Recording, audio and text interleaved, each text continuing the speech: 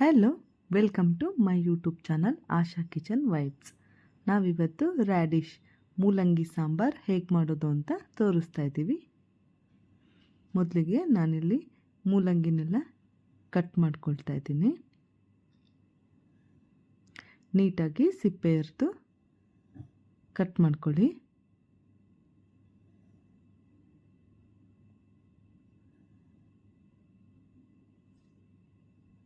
ಮೂಲಂಗಿ ಡೈಜೆಷನ್ಗೆ ತುಂಬ ಹೆಲ್ಪ್ಫುಲ್, ಜೀರ್ಣಕ್ರಿಯೆಗೆ ತುಂಬ ಸಹಕಾರಿಯಾಗಿದೆ. ನಾನಿಲ್ಲಿ ಆಲೂಗೆಡ್ಡೆನೂ ಕಟ್ ಮಾಡ್ತಾ ಇದ್ದೀನಿ. ಮೂಲಂಗಿ ಜೊತೆ ಆಲೂಗಡ್ಡೆನೂ ಆ್ಯಡ್ ಮಾಡ್ತಾ ಇದ್ದೀನಿ. ವೆಜಿಟೇಬಲ್ಸ್ ನಿಮ್ಗೆ ಯಾವ ಶೇಪ್ ಬೇಕು ಆ ಶೇಪಲ್ಲೇ ಕಟ್ ಮಾಡ್ಕೊಳ್ಳಿ. ನಾನಿವಾಗ ಆನಿಯನ್ ಕಟ್ ಮಾಡ್ತಾ ಇದ್ದೀನಿ. ನೆಕ್ಸ್ಟು ಟೊಮ್ಯಾಟೊ ಕಟ್ ಮಾಡ್ಕೊತಾ ಇದ್ದೀನಿ.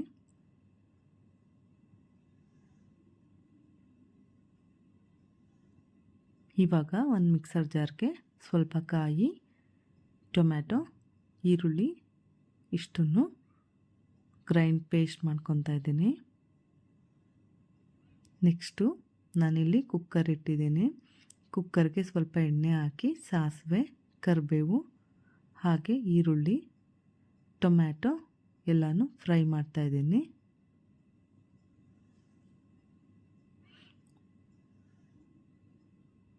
ತುಂಬ ಫ್ರೈ ಮಾಡೋದು ಬೇಡ, ಸ್ವಲ್ಪ ಫ್ರೈ ಆದರೆ ಸಾಕು. ನಾನಿಲ್ಲಿ ಕಟ್ ಮಾಡಿ ತಗೊಂಡಂಥ ಮೂಲಂಗಿ ಆಲೂಗೆಡ್ಡೆನ ಆ್ಯಡ್ ಮಾಡ್ತಾ ಇದ್ದೀನಿ. ನೀಟಾಗಿ ಮಿಕ್ಸ್ ಮಾಡಿ. ನಾನಿಲ್ಲಿ ಸ್ವಲ್ಪ ಅರಿಶಿನ ಪುಡಿನ ಹಾಕಿದ್ದೀನಿ.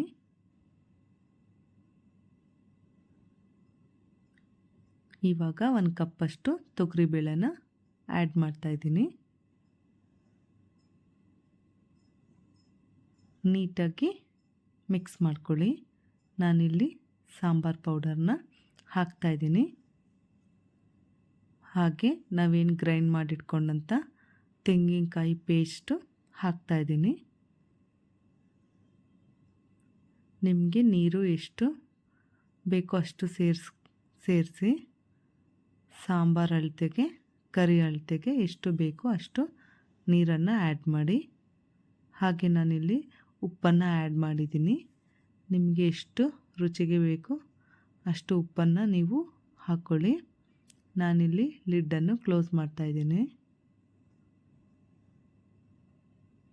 2 ವಿಷಲ್ ಆಗೋ ತನಕ ವೆಯ್ಟ್ ಮಾಡಿ.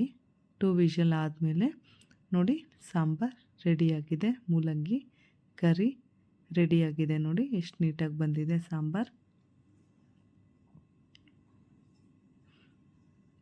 ವೆಜಿಟೇಬಲ್ ಸಾಂಬಾರು, ಹೆಲ್ದಿ ಸಹ. Subscribe our YouTube channel Asha Kitchen Vibes. Thank you.